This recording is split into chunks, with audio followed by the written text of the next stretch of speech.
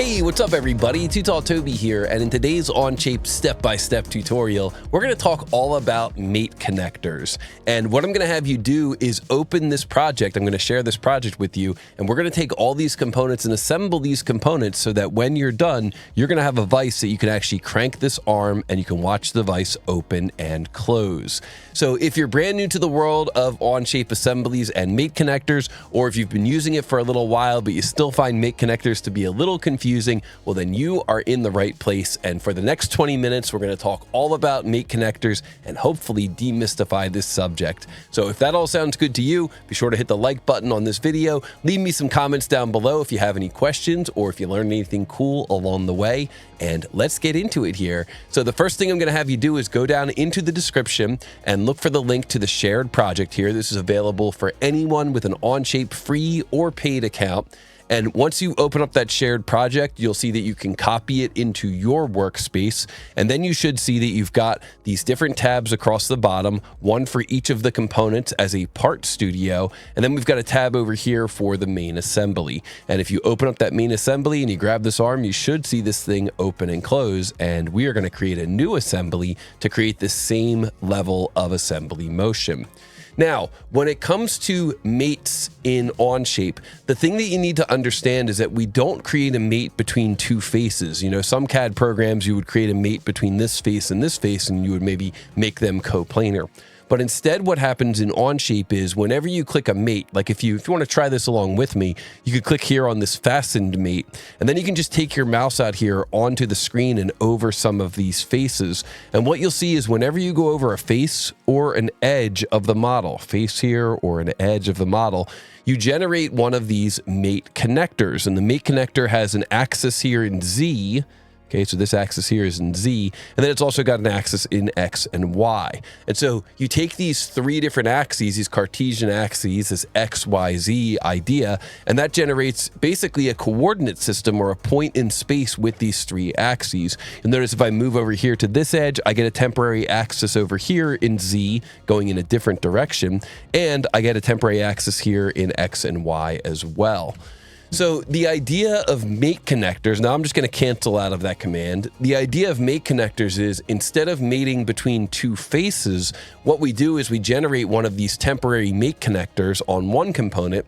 We generate a temporary mate connector on a second component, and then we bring these mate connectors together and we establish rules between these mate connectors. One of the most common rules would be 0, 0, 0 translation and rotation between the two mate connectors. That's what's called a fastened mate, and that's going to be the first mate that we're going to create when we create our assembly. But there are other rules that you can create within these mates using the relationship between these mate connectors, and that's what we're going to talk about in today's tutorial.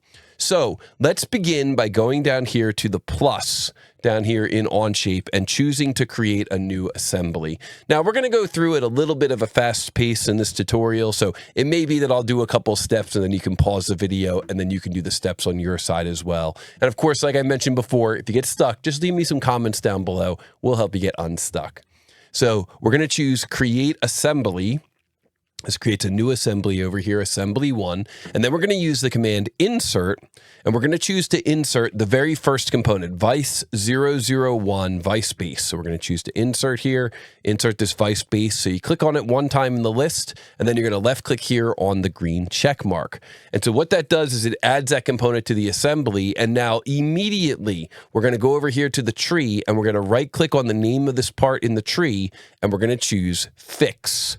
And what that does is it sets up so this part cannot move within the assembly. It's just kind of locked in space. This is our anchor part for the assembly. And a lot of times when you have an anchor part for the assembly, the first thing you do is you fix that part into the assembly.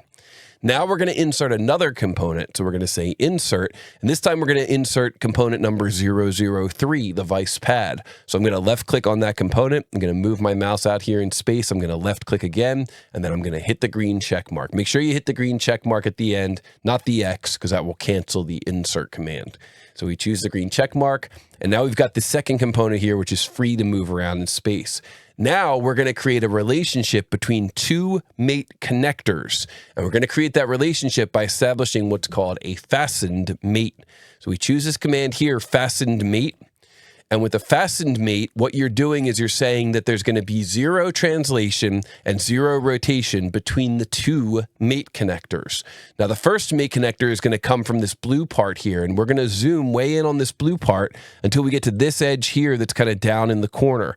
And when you move your mouse along that edge, you'll see you can make a mate connector at this end, a mate connector in the middle, and a mate connector over here at this end. The one thing I want you to really pay attention to is the direction of the blue axis or the Z axis. That tends to be pretty important in Onshape, so just keep an eye on that Z axis as you're creating mates, and it'll help you kind of maintain your orientation. So in this case, I'm going to click here on this edge when that blue axis is highlighted the way it's shown on my screen right now. Left click there, and there you see that that mate connector has been established, and it kind of shows up in like a transparent color there on the screen. Now we're going to choose the corresponding mate connector from this component. So we're going to rotate the view around here. So we're looking at the back side of this component. And once again, we're going to put our mouse over this edge here. So you see, you put your mouse over this edge, you can have a mate connector there, or kind of up here at this top edge. We're going to get it right here, right in the middle. And we see that what Onshape does is it takes those 2 mate connectors and it sets them up so that their translation is 0, 0, 0, and their rotation is 0, 0, 0. And that is what a fastened mate does. It takes the 2 mate connectors and it just brings them together, so it's kind of like the 2 components are locked together at the location of those 2 mate connectors. So you see we've got a mate connector in the one component, a mate connector in the other component. This looks good, so we're going to hit the green check mark. And now if you try to move that component, you'll see that it is locked in space. So that is our first and most common type of mate connector, the fastened mate connector, or the fastened mate type, excuse me, the fastened mate type using mate connectors. So let's create another fastened mate here by inserting another component. We're going to choose Insert. And this time we're going to go to component 002, the vice grip. So we're going to left click there on component 002. We're going to move that component out here in space, left click again, and then we're going to left click on the green check mark. Now we're going to create another fastened mate. So we're going to choose the fastened mate type, fastened mate. And this time to create our mate connector, instead of choosing a linear edge like this edge here or this edge here, we're going to choose a circular edge. We're going to choose this circular edge right here. Now again, take note of the Z axis. The Z axis is in blue and it's pointing out in this direction. And it's always important to keep an eye on that Z axis. It tends to be the more significant of the 3 axes in Onshape. So if you keep an eye on that Z axis, you can typically get yourself out of trouble. So the Z-axis is pointing out in this direction. We're going to left click on that edge, and then we're going to rotate the model around here to where that vice screw is coming through. We're going to put our mouse over that circular edge, and we're going to left click again. And you'll notice here again, the Z-axis is pointing out in this direction. So we're going to left click again. And now we see that those 2 components are brought together. It's a fastened mate type, fastened. So that means that the 000 of the one mate connector is aligned to the 000 of the other mate connector, and this thing looks pretty good. Now we do have some advanced controls here in the mate command. Like we could take that primary or secondary axis and we can flip them. So the primary axis in this case is the Z axis, and if we click here to flip primary axis, you'll see that the mate connector kind of flips apart 180 degrees, or the mate flips apart 180 degrees. And then you've also got this option here to reorient the secondary axis. So this lets us rotate about that Z axis. So we're kind of flipping the X and Y here by 90 degrees at a time. And both of those are really handy to know about, and that gives you kind of some advanced controls over that mate. When we're done, we can click the green check mark, and then we can see that this component is now also locked in space. You can't left click and drag it. Well, that's okay, but I think what we really want is we want this component to kind of be moved down in this direction. And this is where we can edit the mate, edit the fasten mate here, right click, edit. And in the definition of that fasten mate, you've got these advanced options here. So this is a fasten mate. Normally, you would have 000 translation, but we can choose offset. And then we can go down here to Z. So remember, Z is pointing in this direction. It's the blue axis, Z. We could go down to Z and we could say we want to offset that by 50 millimeters. You press enter and you can see here that offset, but it offset in the wrong direction. So what could we do? We could say we want that to go in the other direction. So we could say -50 and enter, and All right, that's looking pretty good. We hit the green check mark, and there we go. Now that vise grip is a little bit further down in the vise. Now, this is sort of what we want, but really we want this thing to be able to slide backward and forward. So, you know what? I don't think the fastened mate is going to be the right mate type. You'll notice here across the top, we've got these other mate types: fastened mate, revolute mate, slider mate, planar mate, cylindrical mate, pin slot mate, ball mate, and parallel mate. Now, we're not going to go through all of these today, but we will touch on a few of them. The thing that you want to understand is that just because we started with a fastened mate doesn't mean that we're stuck with that mate type. So, for example, I can right mouse button on this fastened mate and I can say edit. And then up here, we've got the mate type, fastened. So I could pull down this menu and choose a different mate type. And in this case, I'm going to choose cylindrical.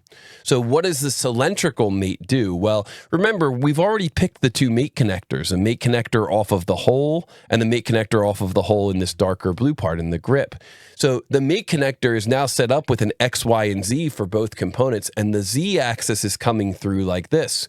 Well, what the cylindrical mate does is it says that the Z-axis of the one component and the Z-axis of the other component must be collinear. Okay, they must be right on top of one another. Both axes need to be aligned.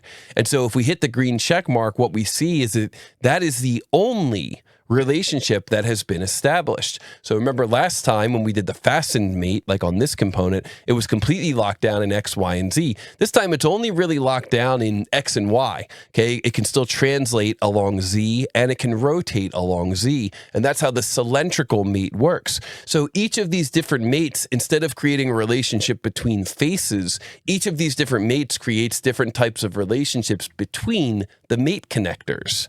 So currently we can move this component and we can rotate this component. Well, if we go into the cylindrical mate and we say edit feature or edit mate, what we can do here is we can establish what are called limits. So remember in the fastened mate, we could establish what are called offsets. In the cylindrical mate, we can establish what are called limits.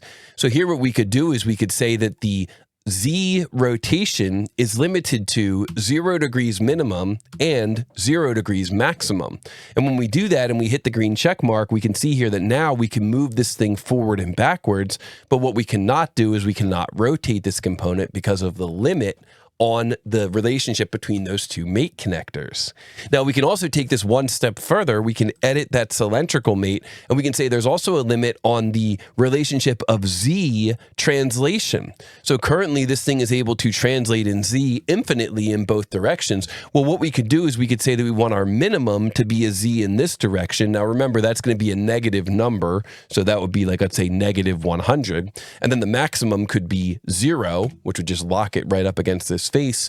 And now we hit the green check mark and look at this. It's able to kind of move along that entire stroke. So when you're doing cylinders and establishing the stroke of a cylinder or a linear actuator, or in this case, which this is kind of like a linear actuator, we're doing a screw here on the vise, we can establish the range of motion, in this case using a cylindrical mate, but then establishing a limit on how the mate connectors are able to move away from one another. So the relationships we create are always relationships to the mate connectors, and those are temporarily generated on the edges and faces of the components. So now that we understand kind of those fundamental ideas, the rest of these components can really come together quickly. We could do insert, and then insert vise 003 vise pad. We could drop that component right here, hit the green check mark. We can go to a fastened mate, and the fastened mate is going to be between a mate connector on this edge of the vise grip and a mate connector on this edge of the vise pad. Brings those two together. Done. Hit the green check mark. Now we can insert the 4 screws. So we go insert here, and then what you do is you come down here and you left click 4 times. So 1, 2, 3, 4, and then you hit the green check mark, and now you can take 2 of these screws and kind of move them over here. And you can take 2 of these screws and you can move them up here to make it a little bit easier to mate these components together. And once again, we're going to do a fastened mate. This time it'll be between the mate connector at the center of this edge and the mate connector at the center of this edge. So here to accomplish this, we'll do a fastened mate. We'll pick this edge right here on the hardware. We'll pick this edge here at the bottom of the C-bore, and ooh, that looks okay, but you notice that the Z-axis is pointing the wrong way. So how do we fix that? We use this icon here, the flip primary axis. We talked about this a little bit earlier.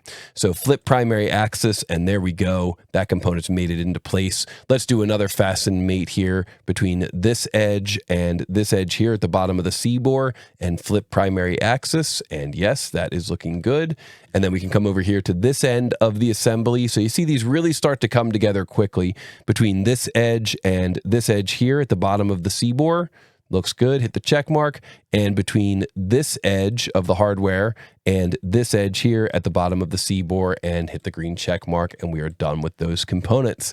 So things really start to come together quickly once you understand how these relationships work between our mate connectors. But now we get to kind of the fun part of this assembly, which is to establish that linear actuator, that screw motion to push this plate forward and backwards. And so to accomplish this, we're going to do an insert, and we're going to insert the vise screw and the vise handle. So left click on the vise screw, left click on the vise handle, and then you can move your mouse out here in space to kind of drop these components out here in space, and then hit the green check mark to finish that insertion. And now we can move this component back here a little bit, and we can establish a fastened mate between these two components. So we're going to take the XYZ of this mate connector at the center of the cylinder, and we're going to lock it into the XYZ of this mate connector at the center of this cylinder. Now, sometimes when you have a lot of edges, like this component's got a lot of edges, it can be a little difficult to get to the mate connector at the middle of the cylinder. There's a really helpful trick for this, and that is you hold the shift key. So when you hold the shift key, you kind of lock the focus on this cylindrical face of the hole here. So we hold the shift key, and now we can move our mouse here, and you can see we can get any one of these locations for the mate connector, and I want the one that's right here in the middle. While holding shift, I'm going to left click, and then I'm going to let go of shift, and now we see that the XYZ of the one mate connector is aligned to the XYZ of the other mate connector, and we are good to go. So we hit the green check mark, and there we go. Now those two components are locked together, and they're going to move together. So now we want to take this component and put it into this hole. Well, for this one, we can once again use a cylindrical mate between a mate connector on the center of this edge and a mate connector on the center of this edge. So if we go here to the cylindrical mate type, we can choose this edge here, getting a mate connector at the center of that, and this edge here, getting a mate connector at the center of that. And now we can hit the green check mark, and we can kind of test that motion. So if we grab this arm here and move this forward, look at that. It's able to move right through that hole, and it's able to translate axially and rotate axially. But what about the screw motion? You know, this screw here has a pitch of 4 millimeters. So what about the screw motion in this thing? Well, to establish the screw motion, we use this command here, the screw relation. And the way Onshape works is when you launch a command like screw relation, you get a prompt here to select a previous mate. So in order to establish the direction of Z, you know, we want Z to be going in this direction, and we want that to increase by 4 millimeters for every revolution of this part. So in order to establish all those relationships, we have to pick an earlier mate in the tree. So what we do is we go back here in the tree, and we pick this cylindrical mate. And now what that does is it establishes those mate connectors. It establishes the direction of Z. It establishes which direction has that axial translation, which again is in Z. And so now all we need to do is say that the distance per revolution here is 4 millimeters, and we can click this button here for reverse direction. Now, I happen to know that in this assembly, we need to click reverse direction. Normally, you would probably need to create the mate and then test it and then realize it's going the wrong way. But in this case, I just happen to know. So go ahead and check that on reverse direction. That way, when you turn this thing clockwise, it tightens the vise. So we hit the green check mark, and now we grab this handle here, and we try to turn this thing clockwise, and see if this thing works. Whoops. Here we go. And oh yeah, that is what we were hoping to see there. Look at that thing moving. So as we move this thing clockwise, I changed the angle of rotation there. Look at that. It's moving through 4 millimeters, advancing 4 millimeters in Z every time I go around. And that is exactly what I wanted. So now the only thing left to do here is just establish a relationship between maybe a mate connector on this face and a mate connector on the blue face of this component here. So let's hide this component, right click, hide. So I'm going to hide the vise pad, and then I'm going to create a mate connector or a mate, which is going to be planar. So I'm going to create a planar mate here. So what does the planar mate do? It establishes a relationship here between the mate connector on this face and a mate connector on this face here. In this case, I'm just going to get the center of this face. And that relationship is such that X and Y are locked right on top of one another. The XY plane is now coplanar to the XY plane, or the XY orientation of the mate connector is coplanar to the XY orientation of the mate connector. So now when I hit the green check mark, I can examine this behavior. And now if I go and try to grab this thing and move it, look at that. It's able to move through that entire range of motion. Let's show the vise pad again. So we say show here to show the vise pad again. And then we're going to be able to take this handle here and move it all the way up until it reaches the max distance of that cylindrical mate. So remember, when we created the cylindrical mate, we had a limit here. So I'm not going to be able to go any further. Well, what I could do here, if I wanted it to close all the way, I could pick this face, rotate the view, pick this face here, and then I could look here at the parallel distance between those two faces. And so once I look at that parallel distance 14, I could go back here to this cylindrical mate, this original cylindrical mate, right mouse button, edit, and I could say I want that Z limit to be negative 114 instead of negative 100, just add 14 to it. So now we can see that as we move this thing forward, it's able to go that entire range, and then if we just crank this thing here, oh yeah, look at that. It comes completely closed.